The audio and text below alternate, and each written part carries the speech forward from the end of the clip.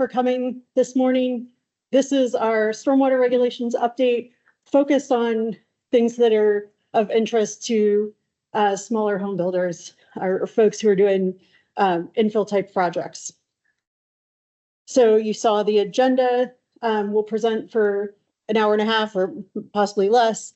And then we have lots of staff here who will be available to answer any specific questions that you have. We have the folks in person here. I want to welcome the folks who have joined us online.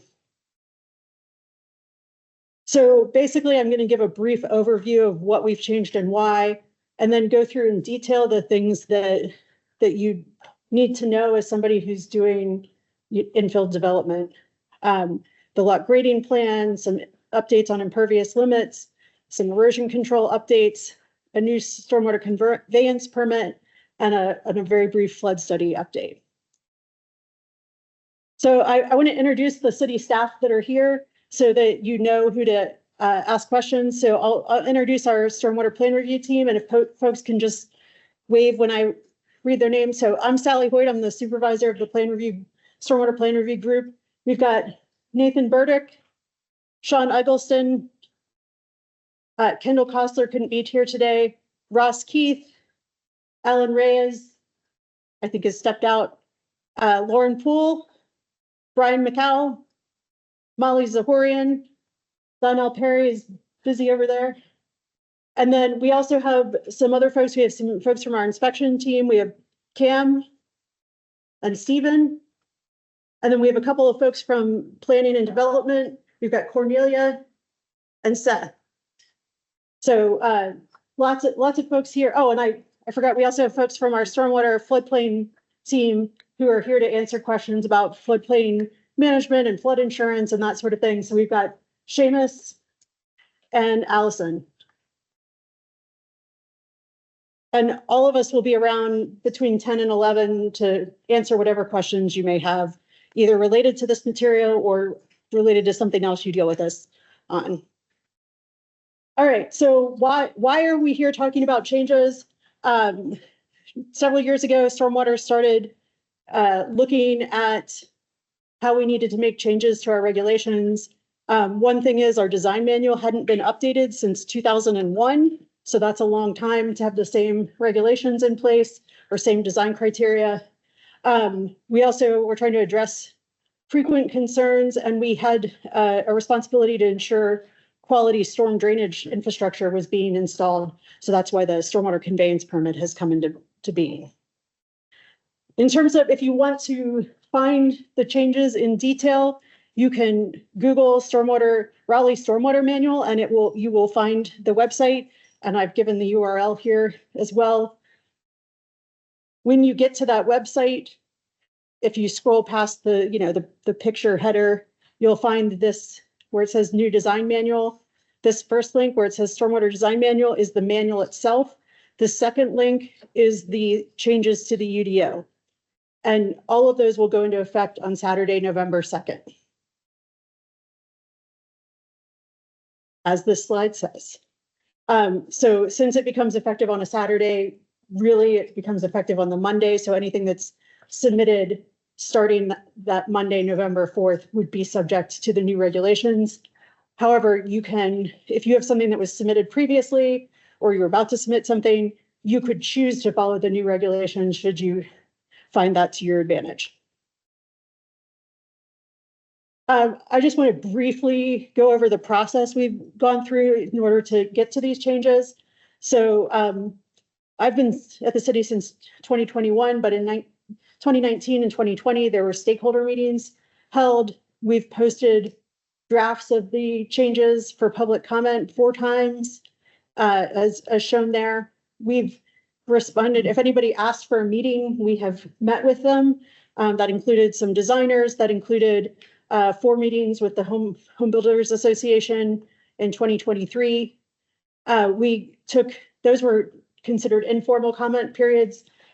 We had the formal comment period in 2024. We've presented this twice to the city's text change committee and once to the full planning commission.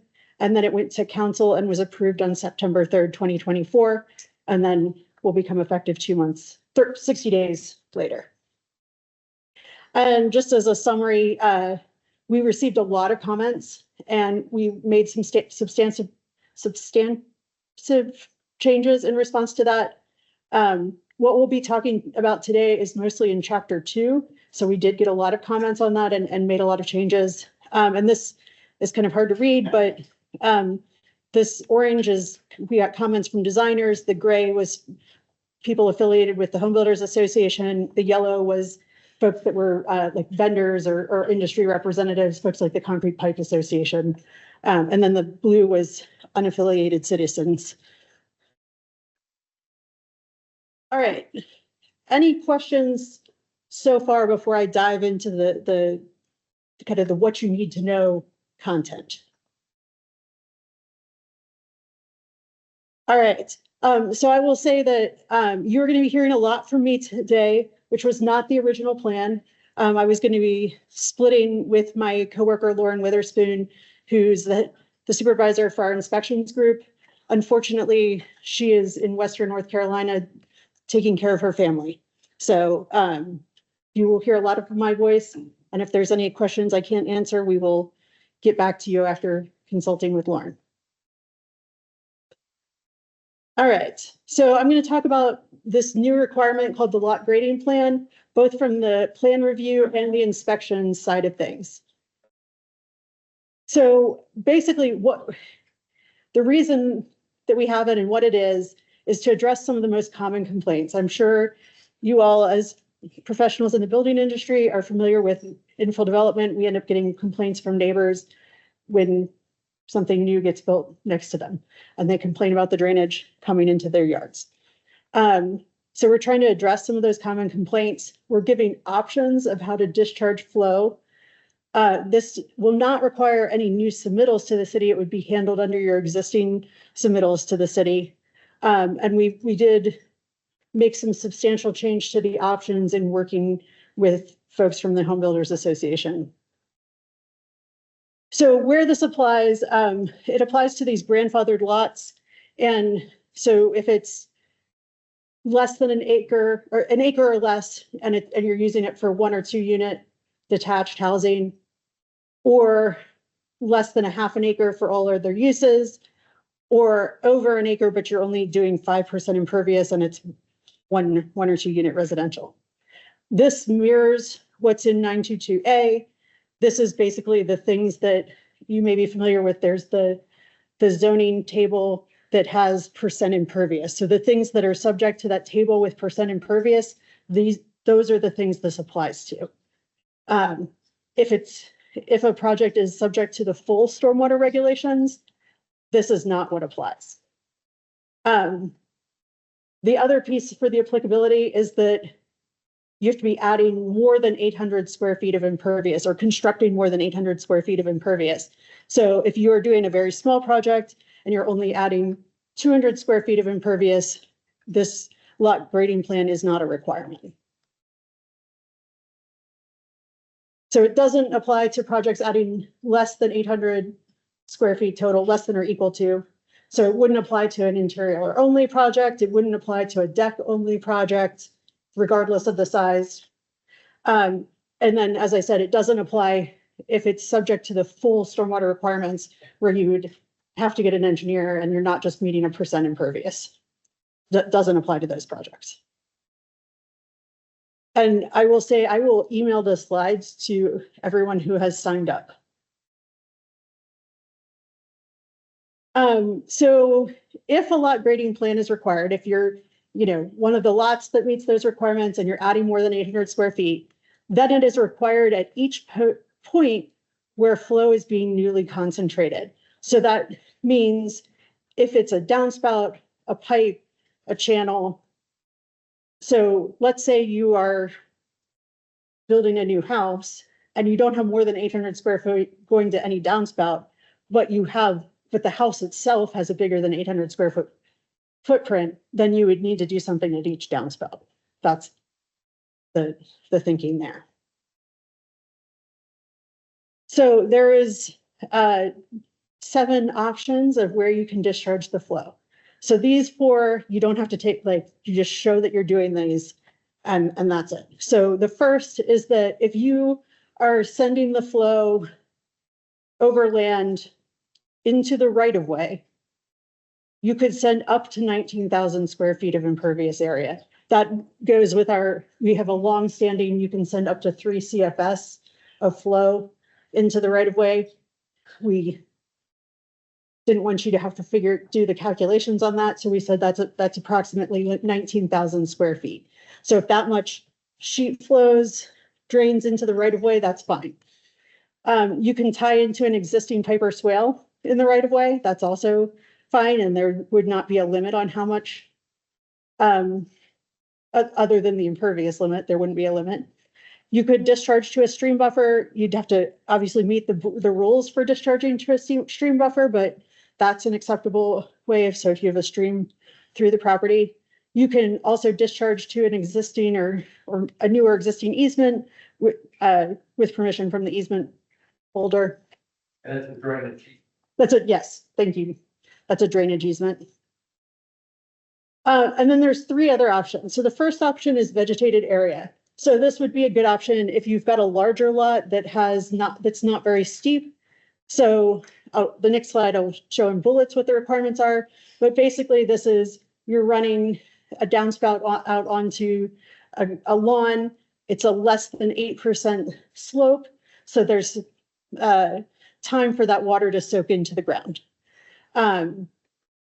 You could also do this, say, off the side of a driveway or the end of a driveway, that the flow, from a driveway or a patio or something could flow into a grassy area that's less than 8% slope and meets the length requirements. So we have there's a formula, it's minimum 10 feet or 0.04 times the drainage area. So let's say you had 1,000 square feet going to a downspout. I don't know that you would, but if you did, then it would have to be 40 feet long to meet this requirement. And then it can be vegetated with non-clumping grass, which basically grass. But we've also added that you could use native plants should you choose to. We're not going to check what kind of grass or plants it is. Needs to be stabilized. The next option is what we call a surface infiltration pit. And basically that is a stone-filled pit that comes up to the surface, and that when you're digging the hole, you don't encounter the groundwater table. Because of the state has rules about injection wells. And basically, if you put the downspout or a pipe directly into the stone, they consider it an injection well, and then you have to get a permit from the state. So we're not telling you to do that because we don't want you to have to go through complicated permitting. So there's a table I should mention that for these 3 options that are involved constructing something, we have a standard city detail. That's what you've been looking at. Those will be on our website in the next couple of weeks. And it has a table for sizing, or there's a formula where you can do 0.3 times the impervious area, but you can also just use the table. So the downspouts or pipes need to discharge to the surface so that it's not an injection well. Also, one surface dimension must be greater than the depth. I think I'm missing a word there. So you can't make it 10 feet deep and 2 feet wide. It has to be, if it's 4 feet deep, it has to be at least 4 feet wide. And then in terms of being 2 feet above the seasonal high water table, we would say if you dig the hole and don't encounter groundwater, that is fine as far as we're concerned. The third option, or the final option, is a rain garden. And this is a simple rain garden schematic with 6 inches of ponding over mulch, over amended soil.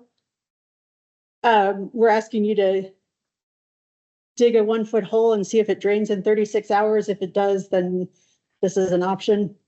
Rather than importing all the soil, we're saying mix the existing soil with sand and compost, and that it has to be mulched and planted with something. We're not going to specify what you need to plant it with. We'll provide a resource of suggested things that would work in that environment with a lot of water. But if it works, it's fine. So the other thing that we heard really strongly from commenters is that this shouldn't be considered a stormwater control measure. We will talk more about stormwater control measures later, but these will not be considered stormwater control measures. These are methods to meet the lot grading plan. So it does not require soil tests, does not require engineered drawings. If you're using one of the options that has a detail, you'll attach that detail, sort of like you do with, if you're required to do street trees, you attach the street tree detail as a second page to your plot plan.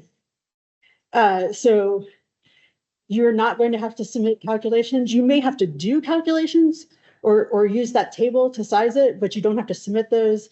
It's not going to require easements, as-built, or annual inspections. So basically, we're saying, put these things in place. It's on the honor system that they remain. We will be checking them with the building inspections, the stormwater piece of the building inspections. So these are some things that are already requirements for your plot plan that the stormwater reviewers end up looking at when we review those now. So things like the topo, the elevations for retaining walls, first floor elevation if floodplain is present, existing and proposed storm drainage, street and sidewalk elevations. That would be important if you're directing all the flow to the sidewalk. We want to know that that's possible.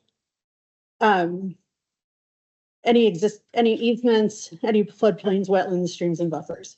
The additions to the plot plan, and I'll show you an example here, are a table stating the flow direction at least 4 points.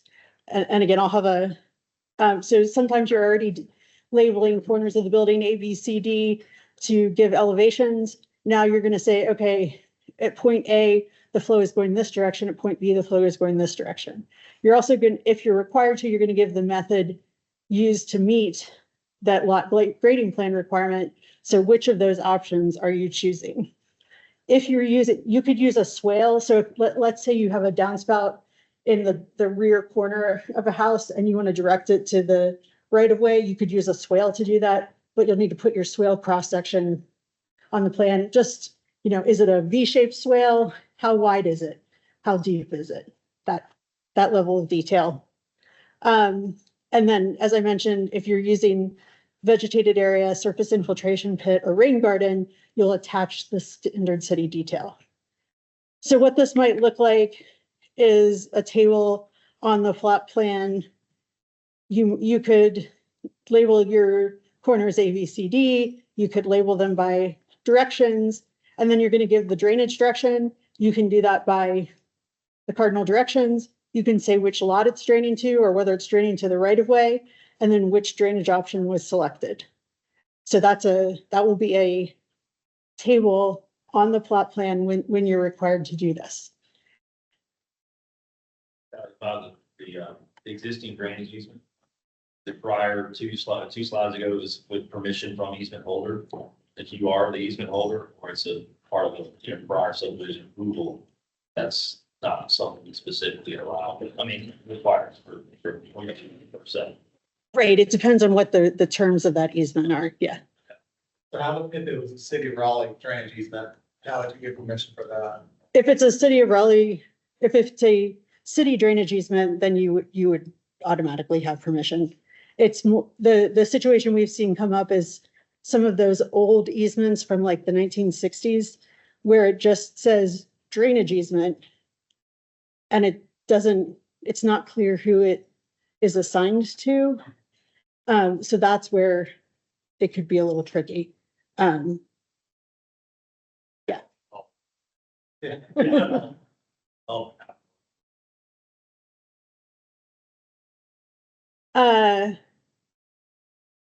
That was in my training for a reviewer. So any question, like, I know that's a lot of new information.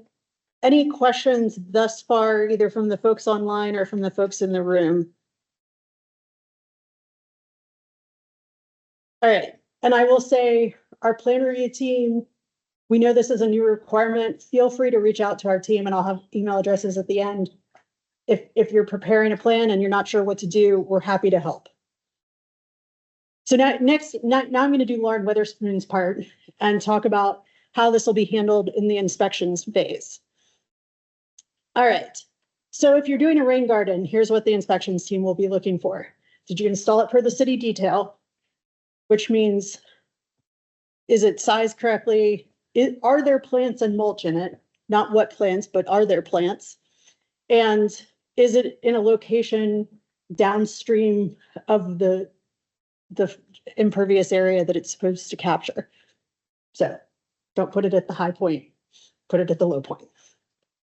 For the surface infiltration pit, obviously they're not going to be there for the installation, but they're going to look at what they can see. So they're going to look at the size on the surface. Does it have stone? Is it discharge? Is the flow coming in at the surface rather than that injection well situation? Again, is it located downstream? And then we're just, in all of these, we're going to make sure there's no standing water if it hasn't recently rained. And then for vegetated area, they're just going to look, is the area there, the length and width, and is it vegetated?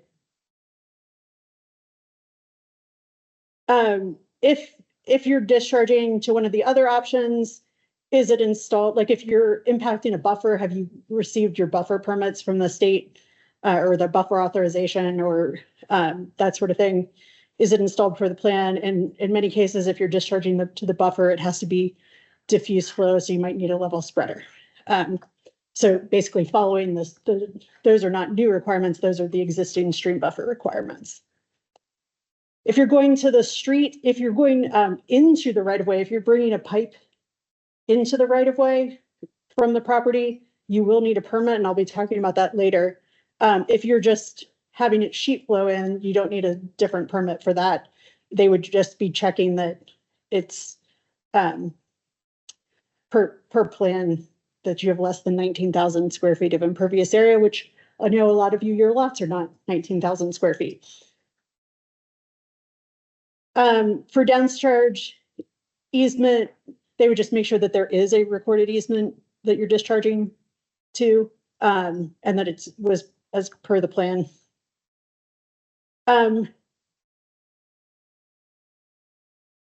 So they're going to be checking if it's installed per plan or the other permit conditions. These conditions will be on the SC permit, which every project that's installing impervious area would have an SC permit. It's called a stormwater control. So making sure that they would be inspecting these things with the inspection for the SC permit.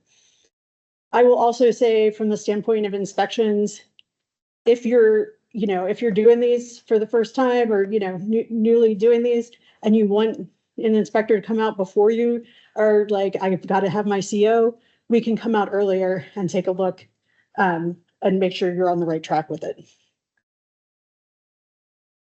If there was areas of concentrated flow that were not shown on the original plan, you'll still have to do something, but you don't have to you don't have to revise your plan.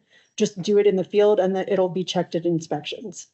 And again, if you have questions about that, if it's a new requirement, feel free to contact the plan reviewer or the inspections team and we can help you with that. If you need to change which method it is, you can do that in the field and you just communicate it to the inspector prior to scheduling the final inspection. So in this example, they changed from vegetated area to surface infiltration pit. They ended up taking some stuff in a swale to the street and a pipe to the street, and then they added a couple of points. So they just updated what that table would be. Yeah. We just show that on the as-built. Yes, you could show it on the as-built. Yes, that would be a great way to do it. In fact, that's my next slide. It's as-built for new single-family homes. We will want you to label these things. You just have to put a point. So you put a point on with a symbol on your plan.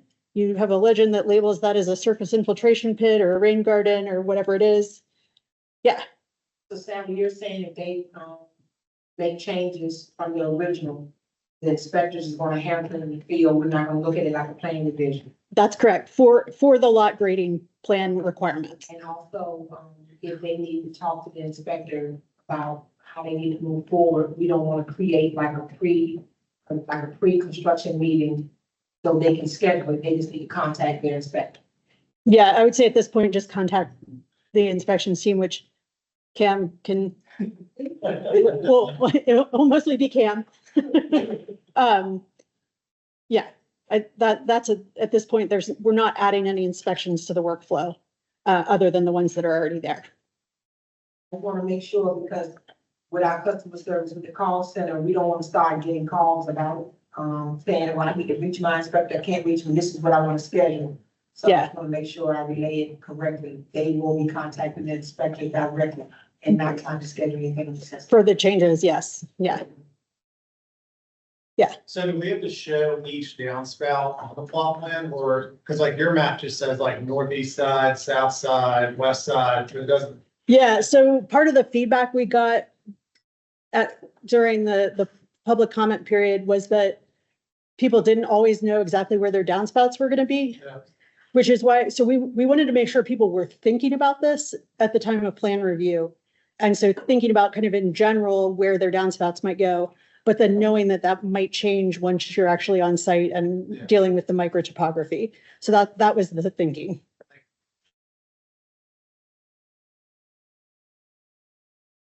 Lauren, any questions from online? To Cornelia's point, the SC permit on the portal will be where we can go and request like a preliminary or early inspection or not. There's no prerequisite for that to be a final step. That is If it's not the final you schedule online, Right. if it's not the final, reach out to Cam okay. or the assigned inspector. Okay.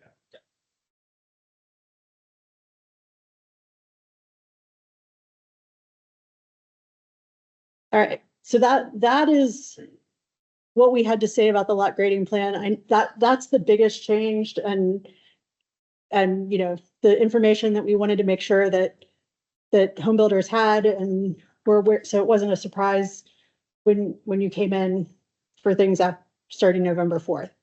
I have some other topics to address. I believe Sean is up next.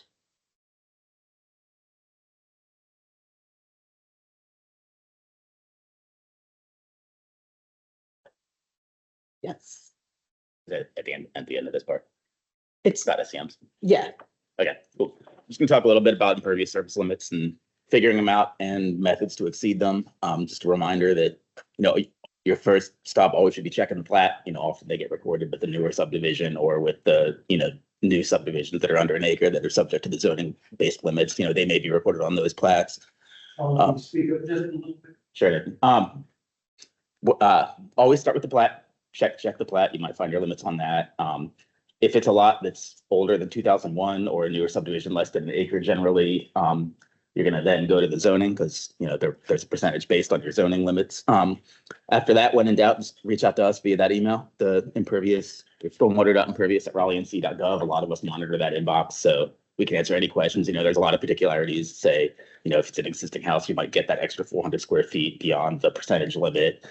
There could be reasons that might be slightly under the limit. You may be in a watershed, which obviously complicates things. So just reach out to that email.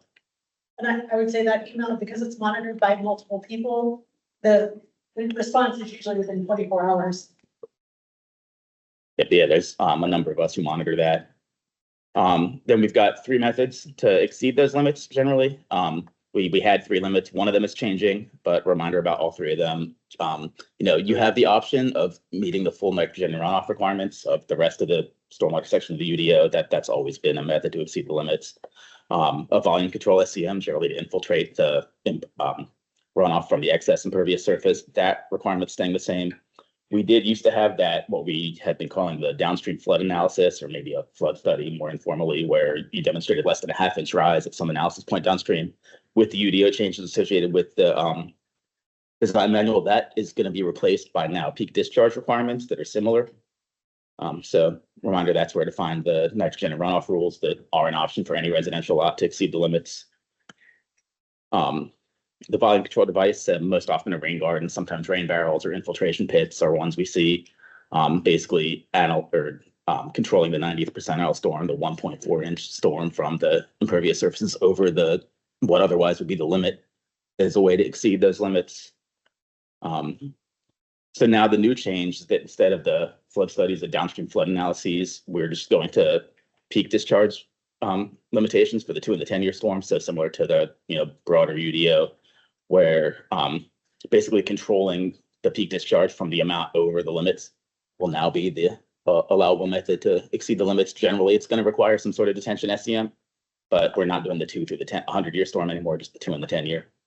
So just reducing to what would be expected of the zoning based limits, or what otherwise are the impervious limits, is now going to be the allowable method. Sean, so with the pits that we're gonna need to do, would that satisfy the requirement for the peak discharge as well? Or if you made it large enough?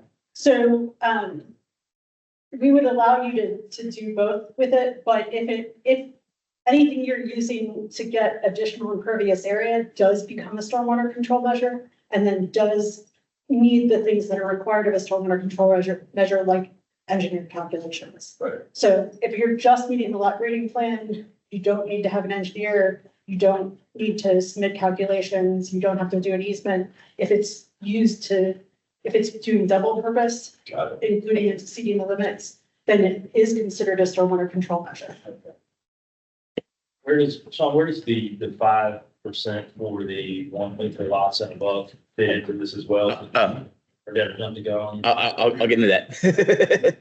I think Sally's added me a slide, but just a reminder, if something you're installing on a lot is considered a regulatory SCM, so either for runoff control or the infiltration for that excess impervious area, these are now the requirements that apply to it. We're kind of consolidating them with the design manual and the UDO changes, where if you're installing it for the nitrogen runoff rules, those same requirements will now apply to the residential SCMs. It used to be a little bit different where there were, like, say, a surety we didn't necessarily require on the residential SCMs. They're all going to be the same now. So whether it's to exceed impervious limits, whether it's because it's a project that's subject to the broader code, or whether it's a watershed compliance device for the nitrogen, phosphorus, and SWIFT or the falls, all of these things are now going to apply to it. So we're going to be requiring the O&M manual. There will be an easement. I think the watershed ones did not require those up until now. Surety is going to be the notable change for a residential SCM. We'll require the device surety now, and that's going to be 125% the cost of installing it. Will be returned after it's installed and accepted. A maintenance covenant, if it's a shared SCM, or now we are also moving to something, a maintenance instrument, I think we're calling it, for the residential single lot or just a single lot SCM. It'll be, we can't call it a covenant if it's not shared, according to the lawyers, but there will be a recorded agreement about maintaining and inspecting the SCM, and then annual inspection reports. Basically, like, we're all going to put back to the same section of the UDO where the same device will apply to all of them. Can we accomplish the easement for like a single family or even a duplex with deed versus a plat? I think we are now moving to requiring a plat, and then the actual written part of the easement will be in that maintenance instrument if it's a single lot SCM. Okay. The reason I ask is because, I suppose you could just go to record an easement without plan review for the building permitting, but there usually is building permits are not issued until that easement is recorded. So And I think that's staying the same. So permits will be, Instead of being a separate deed and easement, it will be wrapped into this, it'll be a maintenance and easement instrument. So that will establish, like, there'll be standard city language, a template that says we're establishing this easement, and then also the owners will do this maintenance. So that'll be the legal document that goes through the standard process that Yes. is required. And for the inspection report, it will remain the same. Everything, anything considered a stormwater control measure will require annual inspection. If it serves only one single family or duplex, it can be done by the owner. Any larger scale development requires a professional, like engineer, landscape architect, surveyor, soil scientist.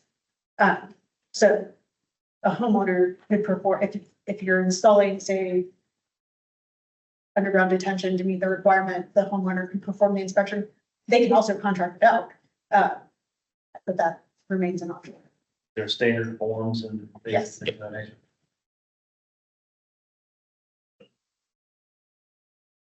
And as Jason was asking, the lot's over an acre now. Just a reminder about those. It's not changing with the design manual or with our UDO updates, but the new nutrient management strategy that we had to change our code in response to last May, no longer grandfathered 1 acre residential lots.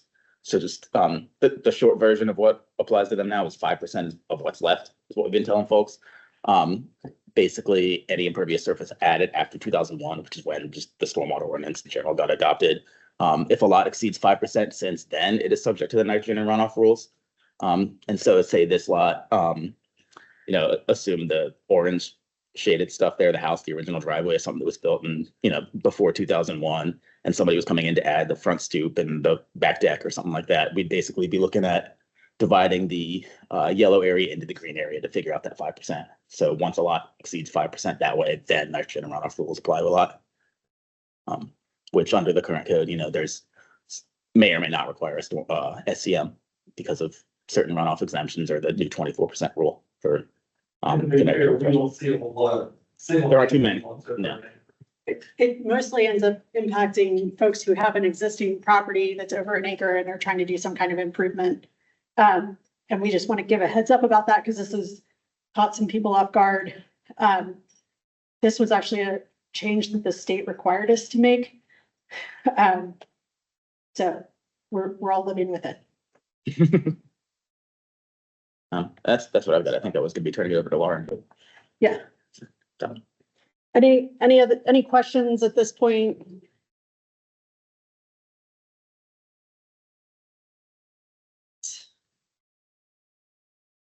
Next, I'm going to do some erosion and sediment control updates. There's a couple things that have changed, and a couple things that are just reminders. So I think you are all well aware that when your limits of disturbance exceed 12,000 square feet or equal or more than 12,000 square feet, that you need to get a permit. We want to make sure that everyone is aware that starting a couple of years ago, we started offering that you could get that permit under your building permit. That's a choice. You can choose to do it under the building permit, or you can, if you've got several lots, you might prefer to do a mass grading plan. We are also now going to allow that under the demo permit. So if you choose to, you can, let's say you have 3 lots adjacent to each other and that together they're going to go over the 12,000 square feet. You could choose to get a land disturbance grading permit under each building permit and not do a mass grading, or you could choose to do a mass grading that covered all 3. It's your choice. We also want to make sure folks are aware that if you're disturbing less than an acre of land, if you're disturbing less than an acre, your erosion control plan does not have to be sealed according to this 2021 state law. And so you could yourself prepare the erosion control plan following the plot plan guidance from the city, where you're, taking your survey, covering the seal, and drawing on it. That is an option. We also see some people use surveyors to do the grading plans for single family houses because that is allowed. Any questions about this part? We would still be able to pull a single family or a single lot grading permit with the building permitting process, right? Not a separate mass grade, but. Correct. single And lot. yes. Yeah. And some folks prefer that because then they're independent and it closes out when the individual building permit closes out. And the new piece there is that we will also do that under demo permits. Because often the first time somebody needs a permit is at the demo. You pull a demo and mass grade. I guess we call it mass grade, demo and grading permit. Yes. Just be aware if you do that and you still disturb at building permit, you're gonna get another grading permit. Yeah. We So- will let you transfer the surety, so you wouldn't have to redo the surety process. It could be linked to both. But you would end up getting issued a permit again. So we still need to apply for the second grading permit. Right, you can submit. Yeah, because typically you're closing out your demo permit. Not closing out your grading. Yeah. That makes sense. So there's choices there that were established by the legislature. Again, we're happy to talk to you if you are confused about the choices, we're happy to talk to you about what they are, and what might apply. Lauren wanted me to emphasize that in order to get those grading permits that are attached to building permits or demo permits or mass grading, that you have to have stabilization at your site. And I'm going to go through her slides about stabilization versus ground cover. So this is stabilization on this slide. This is ground cover. And the only time where ground cover is acceptable is if your LOD is less than 400 square feet. So if you're doing a very small project, maybe you're doing a deck or something like that, and it's less than 400 feet out LOD, this could be acceptable at the time of closeout. But if it's bigger than 400 square feet, it has to be stabilized, which means there needs to be 80%, 100% growth and 80% density of ground cover with no evidence of erosion. So just a reminder about what stabilization versus ground cover means. One change in the design manual is that it added some definition to what is considered in your limits of disturbance. And probably the one that's most likely to impact folks is that if you are, say, demoing a structure, you need to allow at least, or building a structure, your LOD needs to be at least 10 feet from the edge of that structure. Basically, if you tell us it's right at the limits of the building, we're not going to believe you. So you have to include 10 feet. You can include more. Size.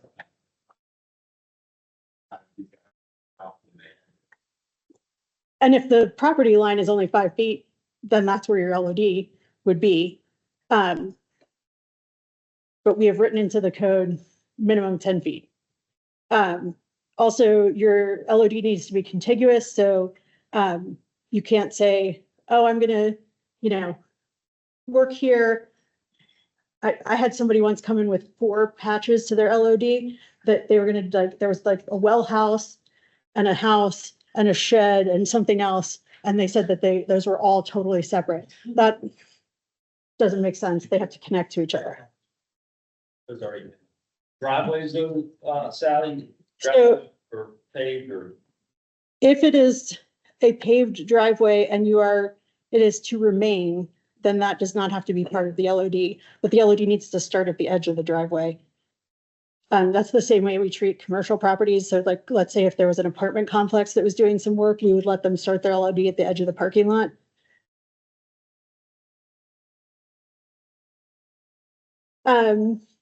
Another new change is for sites with the LOD under 12,000 square feet are going to the LOD needs to be fenced in the field before we will issue the permit. So there will be a hold on the permit until the fencing is installed. So on the low side, you'll be putting silt fence, we assume. On the high side, we don't care what kind of fence it is. It could be, you could use silt fence if you choose to. You could use blaze orange fence. You could do rebar with caution tape, but something field delineating those limits of disturbance. Basically, this addresses an issue we have where people say their LOD is, 11,900 square feet, and then they disturb the whole lot. So we need to see it marked in the field. What is going to be the best way to expedite the painful waiting period, get it approved? So we will we will have a new standard comment on this. Where the first time we see your plan, we will comment that this will be required. If you think you're gonna get through without any comments, you could go ahead and you could go ahead and mark it in the field. And then we'll come and inspect it. So So who would be your inspector? it'll be Cam. He's hiring somebody. So we can call him and just say, hey, we've got a house, we just put our fencing up, can you run by here and look at it? So that way we don't Yes. get automatic fail. Yes, Like you said, it'd be nice to be able to get through, there's always something that's made up that fails, but, we could at least, add that one piece off. Are you trying to do the days before the permit issuance or, Yeah, okay, is that gonna be? Well, that would be a correction. We'll have a hole, like, if you've done it for forestry, where they put the hole for their tree fencing, that's what we're gonna put. right. It says administrative holds. But it's still another, you still have something.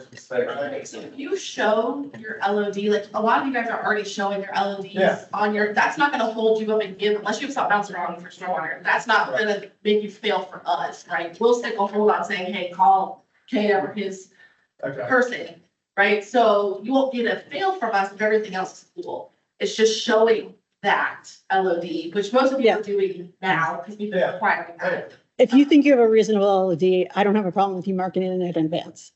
Cam's not gonna have the plan until we process until we do a review on it, but I'm okay with working that out. But yeah, theoretically, we could review it and approve it. The next day you could get Cam out there to, during the, like, 3-day quality. Yeah. Technically, we'll have a hole to remove if you call him before we have permits issued, right? So there'll just be a coordination of, maybe you call him before I approve your permits and put the hold on, then you'll see my hold. Don't get angry that you already haven't come out before I put the hold. There's no way for us to communicate to him. Because all of you are applying on the same day, so if you wait for the hold, then he'll be able to do it. That'll be the easiest, similar to trees. I don't know if they do it where you can get them to look at it before that permit's created and the hold's up there.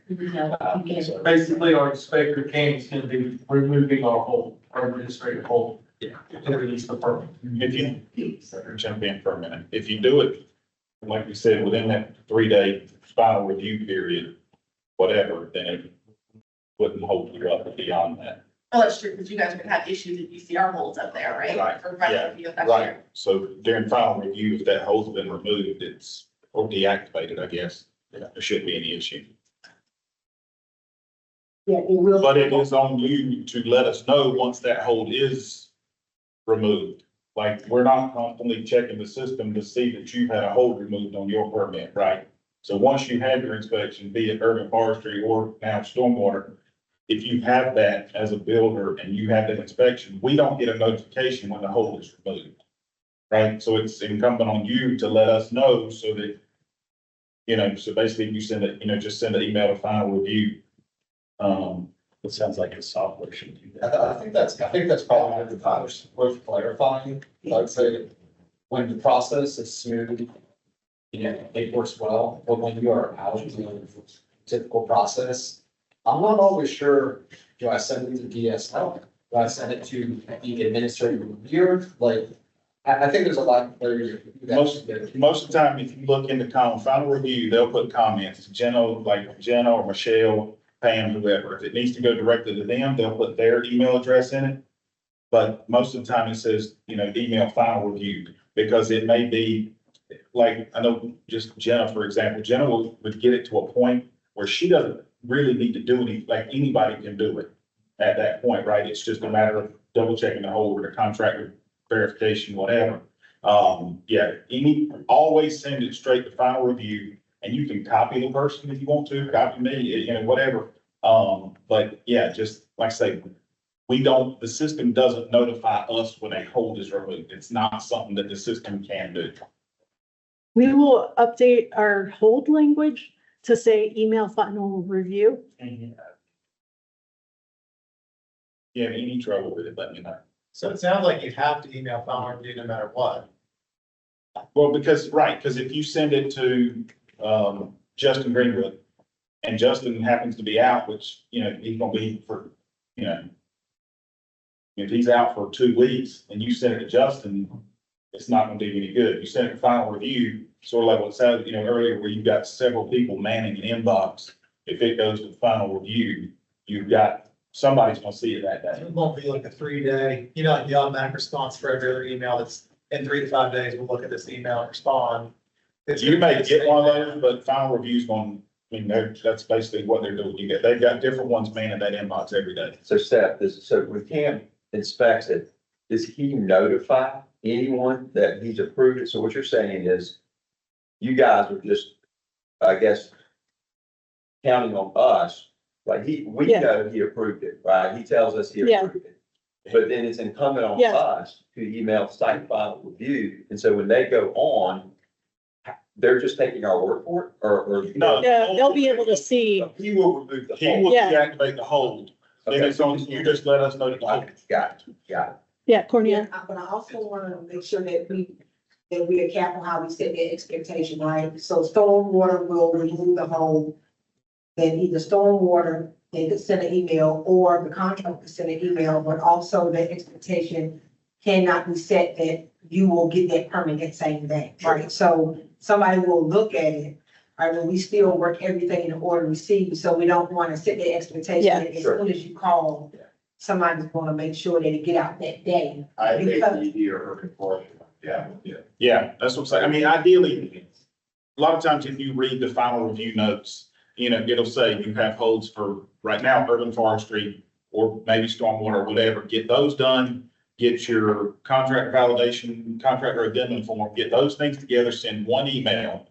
That way, one person can go in, and then it's not multiples. So, yeah. So if the hold is not reviewed, not removed, is the point of contact the person who came and did the inspection? Yes. Yes.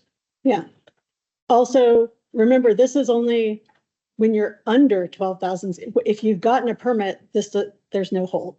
But I feel like the majority of projects, at least from my world, is under 12,000 feet generally, and no right of way trees or no urban forestry. So, it's just like again, hopefully maybe in the future there'll be like a streamlined process, since it seems like it wasn't really thought through all the way of how to get from here to there. Yeah, Without like having to send multiple emails and checking in and yeah. that was the fault. I mean, basically, this is addressing a problem that we have, and I know it's clunky.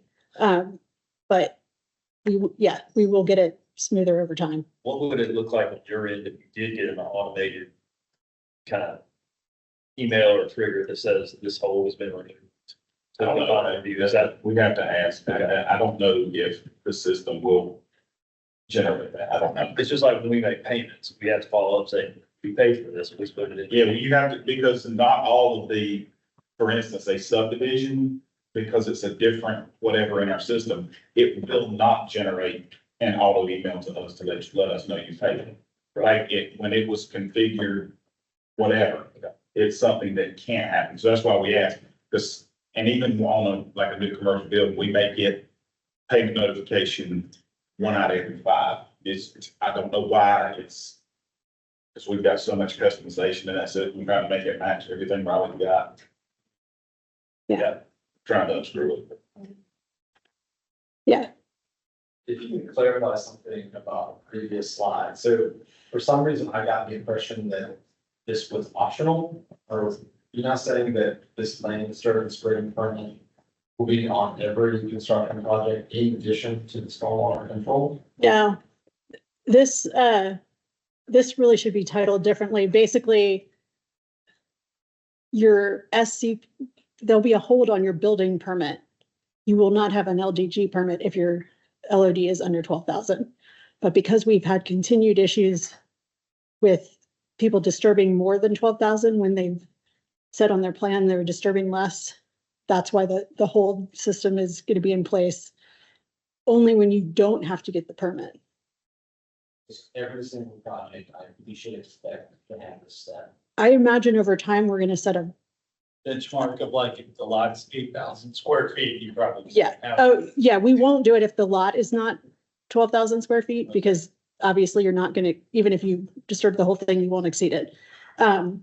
But I'd imagine over time, we'll have some threshold of like, okay, you're only disturbing 4,000 square feet. We're not gonna do this. So for the demo permit, let's say we've gone ahead through the process, we've had Cam out, he's verified that the tree protection fence, silt fence is all there, all removed, permit issued. Then we go to the single family. You guys are gonna see that it's already been done and we don't have to deal with it again, or we have to. go through that I think we need to make that part of our workflow, yes. LOD is not changing. If you change your LOD between demo and building, we can confirm with Cam internally, probably we can coordinate and Molly Brian, look at the most of these, Donna looks at some. But if you are changing the LOD, the biggest problem is at demo, those demolition guys bulldoze the whole lot. Even though they tell us we're not gonna do it, we're just taking down structure, they cut every tree and they bulldoze. So that's part of the reason why this is coming in, because then the neighbors see that we approved a 10,000 square foot LOD on a 15,000 square lot, but they throw the whole thing. So that's the biggest issue that we're having, is that what demo is telling us does not match what you guys are telling us when you come in for your building permits. So if you're. But yeah, if it's the same, we will set up our workflow so that if you're keeping the same LOD between demo and building, that you would, that there wouldn't need to be an inspection. Changing things, I mean, that's old again. Other questions on this? All right. This is just the standard, you need to have. Yeah, okay. Another, like a minor thing, the guidelines for land disturbing activities, that document is going away. We actually incorporated it with the new design manual. And some in the UDO, but one thing we did eliminate was cut and fill setbacks from the property lines and building, including for retaining walls, so there's no more 2-foot property line setback for a retaining wall. We didn't like reviewing that, people didn't, now we still are going to check where is your retaining wall relative to the property line, and it needs to be on your property, or you need to have permission from the. Including footings. Yes, including the footing. So in some cases, you will have to have a setback between the wall because of your footing, Yes. between the wall and the property line because of the footing, but so we can't authorize you to work on other people's property, but we're not gonna have some standard setback anymore. Do not dig footings on your neighbor's property. Please. Another change is we have not changed the erosion control land disturbance surety in a really long time. And so it is going up from $1,000 an acre to $2,000 an acre. That was part of the UDO changes. And there's going to be a grading permit expiration date. So it will expire 3 years following the date of approval if no land disturbance activity has been undertaken. Does it reset for 3 years after you started doing activity, or? I don't know. I think we're deferring to how other permits are. It just depends on how it's worded, if it's a sunset or if it's an expiration. Got I believe we mirrored how other city permits were. And the system, when I say the system, y'all know, Intergov, or whatever, our glorious software system, we love it. As basically everything is a permit or a plan. So if it's a permit, it's handled one way and just the way the system goes. So it will put an expiration date, for instance, on an LDG permit. It doesn't really have an expiration necessarily, like it's supposed to be 3 years. But because the system considers everything a permit, it normally ties everything to whichever is most stringent, which is going to be the building code, which is a year. Right. Right, or 6 months from the time you pull it to, and then a year after. But if you get, while I'm on this topic of permits in this room, if you get the notification that says you have a permit expiring in 30 days, reach out to beforehand so that it can possibly be extended, because once it's expired, it's got to be redone. You can't reactivate it. You got to get a new one. So if we email and say we have a permit expiring, you can renew it. In theory, it disappeared on. Yes, before it expires, if you have done legitimate work and whatever, but you can extend a permit. But once it's expired, it's done, you got to get a new one. Basically, that's the way the general statute is. Did you have another question? Yeah, I've got a question on getting the sureties released and a certificate of compliance. Is there a way to like somehow? We've like, we were finding several years ago that we never got informed. They're not in the portal. We're like, oh, the city's still holding our money. We'd like it back. So I'm gonna go back and find the inspector from years ago. Okay, And I don't know if we're missing a step. That may just be a user error, or is there a process that triggers that form to be put in the portal, or how does that work? I am not involved with the sureties, so I can't answer that question, but I can get back to you That'd be on, great. Yeah, on I that. think it's great. 3 years ago. Yeah, but I think that's good feedback for us to hear. I think so. Ben Brown's on the line. We'll make sure he hears that. But yeah, if you want to give me your contact info afterwards, I'll follow up with you.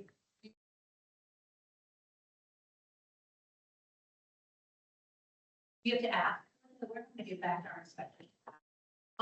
Retroactively, we've asked for past ones, but not recently. Okay. Go Ken. Regarding the surety, and this is maybe a separate topic, but it's extremely clunky now because we fill out a portion of a form. We send it to Jennifer, she corrects it and says, here's your corrected form, and gives us like, you know, an email. It Mhm. just seems way too labor intensive to get a form filled out. Yeah, Because then we take Jennifer's notes, the DocuSign goes out to the owner who has no idea how to complete that. yep, Thankfully, they can forward it to me and I complete it and then they sign it. yeah, But it just, like the back and forth couple steps, there has to be a better way. to do Okay. that, Whether it's like us filling in the entire form to start with. And then the attachments, sometimes they're already attached, sometimes we attach them. So I mean, yeah, especially, I mean, we're talking about more real money now at 2,000, Yeah. acres. So, I assume we'll still be using certified monies for most of those, but, any way to make that easier would certainly, I think, help Jennifer out as well. Cause it's a little bit cumbersome. thank you. And then I also don't see those sureties, when we have an infrastructure surety, it's on the portal, it's linked to the case. I don't see that for the SNEC sureties and the stormwater advice sureties under that same. It should be linked to the LDG permit. So it's not gonna show up under the parent projects. It should show up as a linked. Okay. Well, this is where Energov is weird. Sometimes it should. Wonderful. Should be pronounced wonderful. I have found that sometimes when I go to a sub case and look at the linked things, there's things that aren't on the parent. Okay, gotcha. The device sureties that we'll start doing will be under the SC permit with the device information. So you might have two sureties, a grading Yeah, surety and the SCM surety under two different sub permits to your building permit now.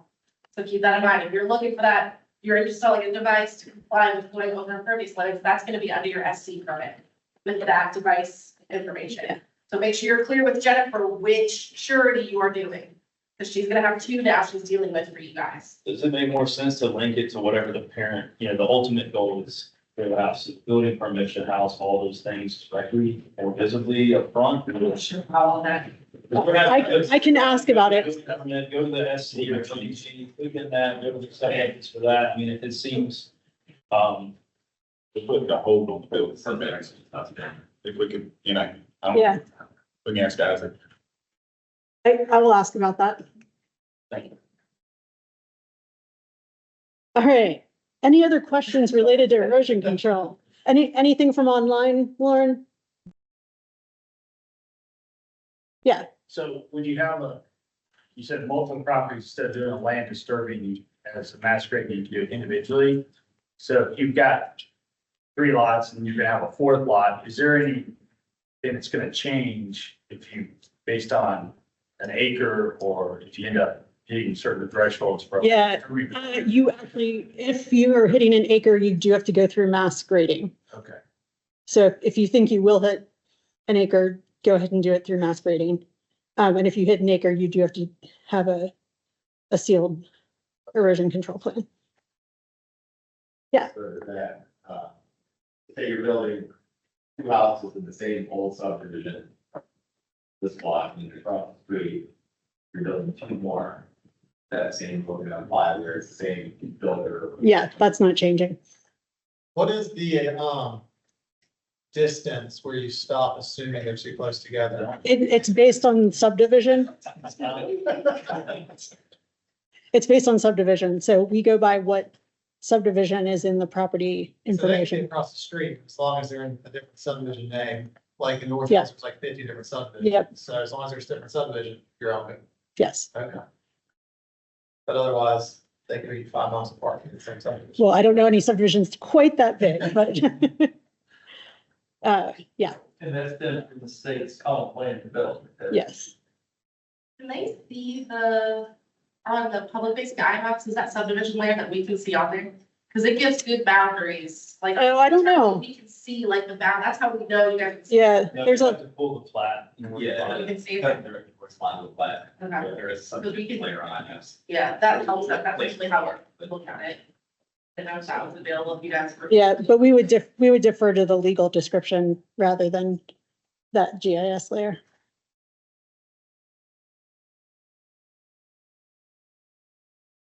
All right, I have one more presentation. So this next one is not going to, well, some things are going to apply to everybody. Let's see. So we are introducing a new permit called a stormwater conveyance permit. This is because we currently do not have a permit for pipes or manholes or inlets. And so we do not have, we do not currently as-built them or inspect them in, well, we do them in the right of way, but there's a lot of infrastructure being installed that's not being properly tracked or inspected. So I'm going to go through the overall stormwater conveyance permit quickly, but I'll focus on two things that are probably of most interest to home builders. So a stormwater conveyance or SCON or SCON permit is required for when one of the following applies. If the pipes are located in the right of way, so even if it's, so this includes if you are tying in to the curb line, like if you've got a 4-inch pipe coming through the curb into the gutter, or if you are tying, like if you have small pipes that you're tying into a box that's in the right of way, both of those situations would require a permit. You don't have to, there's not a new submittal.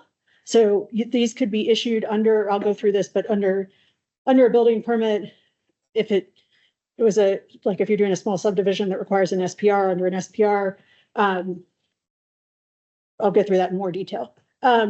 Also, if they are located, if they're 12 inches or bigger, no matter where they are, that goes back to our permit from the state for stormwater, that we have to track everything that's 12 inches and larger. And then if it's any size and conveys public runoff, and public runoff being runoff from the right of way or a city-owned parcel. You are not required to get a stormwater conveyance permit if you're doing a pipe less than 12 inches in diameter that does not connect to the right of way. So aside from the lot grading plan stuff we just talked about, we don't care about your landscape drains or your downspouts. Those don't need a conveyance permit. And then if you're repairing or replacing a pipe that does not convey public runoff, and like, so basically if there's a driveway culvert that needs repair, but you're not changing the size of it, that wouldn't need a permit. All right. If you're not changing the size, basically, we need to look at it if the capacity is changing, but if you're just repairing it, then it doesn't need a permit. All right, so I'm going to go through the requirements, but in general, these are the requirements and they're different for different situations. And that's, all those details are in the new stormwater design manual. So calculations have always been required for, like if we see frequently on infill development, people are relocating a pipe that used to go diagonally across a lot to align with property lines, so there's no more buildable space. We see that all the time. We've always required calculations for that. We will continue to require calculations. Let me just go through each of these. So calculations being required, that's unchanged. But you can basically think of it, if you're changing the capacity of a pipe over 12 inches or larger, then we need calculations. We're going to require, if you have to get a permit, we're going to require a CAD file showing the location of the pipe. And that's even for like a driveway culvert. And that's because for some of these things, we're not going to require as-built. So for driveway culverts, there's no as-built.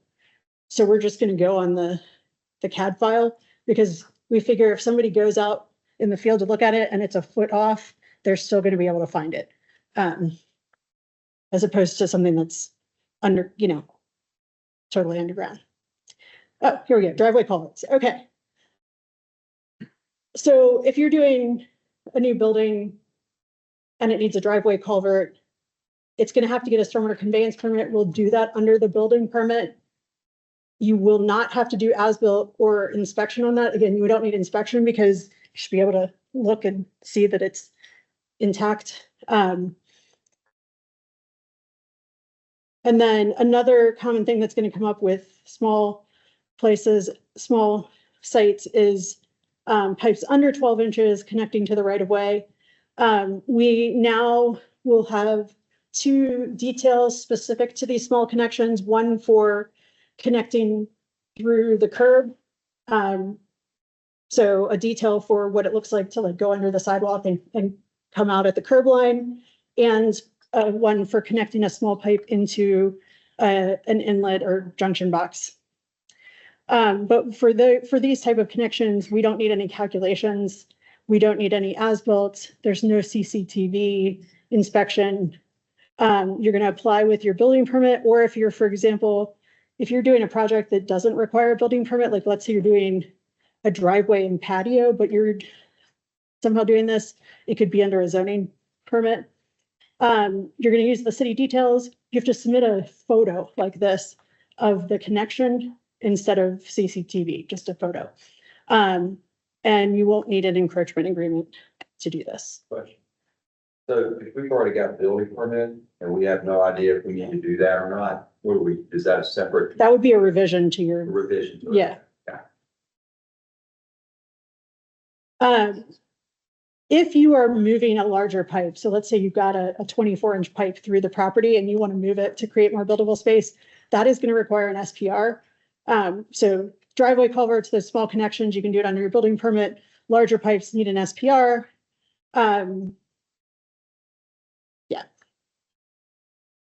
Going back to, like the single block pipes, embedded in the right of way. Yeah. So pipe material, you kind of alluded to the same public standards, PVC. I believe our detail says, oh, Molly stepped up. She's the one who knows the detail really well. I believe it's ductile iron, but only in the right of way. So you can do something else up until the right of way. So that's gonna be done as a revision. I'm not sure if I've ever seen the stormwater inspector sign the revision form, but you guys familiar with that form that needs to be signed, filled out? Yeah. You do, okay. And then, those revisions would be emailed in, it can't be done via the portal. They would have to come into downtown DS, with the documents and sign revision application. But yeah, if you know you're going to do it, you can do, it doesn't have to be a revision. Yeah. What's gonna be that needed, like, that bring to the curb line turnaround or something like that? That might not conflict in escaping or. What do you mean the turnaround? So if I want that loop right there, where I'm bringing it to the right of way, like. Yeah. Running my downspouts, both the lots close or whatever. I'm getting a lot of runoff. What type of estimated turnaround? For plan review or inspection? Revision, like he's gonna have to do a revision on that. Oh, for revision, it's whatever the standard revision time is. Did I see another hand over here? Just to clarify, if I wanted to, it's better on a pop-up into the right of way. Earlier, you mentioned that I need a minor encroachment agreement for that. No, we are saying you don't need an encouragement. You may need a right-of-way permit, but not an encouragement agreement. So does what you said here apply for if I don't want to terminate it in the gutter, but I want to terminate it at the edge of the sidewalk, which is. We really don't want you to do that, I'm sure. because it then it's flowing across, All yeah. the We have a site like this, Sally, with an 1.5 inch curve, so I mean, it's like, it's been paved over so much. Yeah. I think what we'd rather have you do is like terminate it further upstream where it's flowing through some grass before it gets to the sidewalk. But if there's no sidewalk, I'm less concerned about it. Because yeah, it is the safety issue we're concerned about with flow going over the sidewalk. Oh, go ahead. Question. So if we take it in as a revision, or only stormwater look at it, I don't need zoning or anybody, like, If it's just for, Transportation, they need to, yeah, if it's going to the right of way. yeah. so as a rule of thumb, you just need to add right away. I probably would, because they can just approve it if they don't care. But we've had some issues where we've had to check with them just because we don't know if they care. The other piece, and this won't apply to many of you, but if you are doing a larger, like if you're relocating a pipe through the site, when we get the CAD file, we will assign facility IDs to each manhole or junction, and we will send you the link that's in this QR code, and you'll need to identify those. When you do, like, when you submit back the as-built and the CCTV, you'll have to use those identifiers. So as-builts are required, but not for certain things. So like not for those small connections and not for driveway culverts. But if you're doing a bigger pipe relocation, that would be required. And we will have checklists online by the end of October that go through all the steps for that. It's not anything new that's not in the design manual, but is another format to access that information. And then, yeah, if you're doing the pipes larger than 12 inches, they're going to require CCTV, third-party inspections. They have to be certified, NASCO certified CCTV folks. And if for some reason you're doing a pipe over 72 inches, that actually has to follow the National Bridge Inspection. I can't remember what the S stands for. That protocol for inspecting greater than 72 inch. And then I mentioned if you're connecting less than 12 inches, we just need a still photo of the connection. Also, if you're doing those larger pipe systems, if you're doing flexible pipes, so HDPE or polypropylene, there'll be mandrel testing required by a third party. So that's in addition to the CCTV. Any questions about the stormwater conveyance permit? Anything online? All right, I just have one more topic that's just a kind of make you aware of it thing. So sometimes you all have to deal with flood studies on small properties. So here's the good news. We in 2022, when we made a bunch of changes to the floodplain rules, some sites with flood soils kind of got stuck in a situation where they had to do flood studies if you were encroaching onto them. We have modified that where if the drainage area to those flood soils is less than 5 acres, you don't have to do anything. If it's between 5 and 25 acres, you have to do a simple analysis. And then, no, actually, if it's up to 100 acres, that's on the next slide. Bad news is gonna every once in a while affect somebody is that we're changing when you have to do a flood study. And so this will hit every once in a while, we'll hit a single family house where there's a stream that has more than 25 acres of drainage area to it that hasn't previously had a floodplain delineated. There will be some level of effort required to delineate the floodplain for that to avoid home flooding. So this is Allison's great checklist. This is, how do you determine if you need a flood study? Are there flood hazard soils present? If there are, you check the drainage area. If it's less than 5 acres, you don't have to do any study. You don't have to do a soil scientist report. It's as if they aren't there. If there's between 5 and 100 acres, you have to do what we're calling a simple flood study. That basically, you probably are going to have to hire an engineer, but it's a very simple analysis in most cases. Over 100 acres, you have to do a comprehensive flood study, which was what was currently required with any encroachment into flood hazard soils. So that's the piece that definitely gets better for small properties. If there's not flood hazard soils present, but there is a stream either on the property or so close in adjacency to it that the floodplain would extend onto the property, then if it's over 25, if there's less than 25 acre drainage area, there's nothing required. If it's more than 25 to 100, a simple flood study. Over 100, the full flood study. And again, this is to prevent flooding. Who confirms the amount of flow that is going to a stream? We can, you can do it through your own resources, but we can help you. If you contact us through that impervious hotline, it's probably going to take more than 24 hours to do the analysis, but we can use. I just think there's so many properties that have a little stream behind them. It's Yep. Probably like more of a major impact than a. USG is on the program called Stream Stats. It's That's- available online. Yeah. That's a good rule of thumb. You can use that to do Yeah. your quick analysis. But the staff will run that. What would be For you. the difference? So,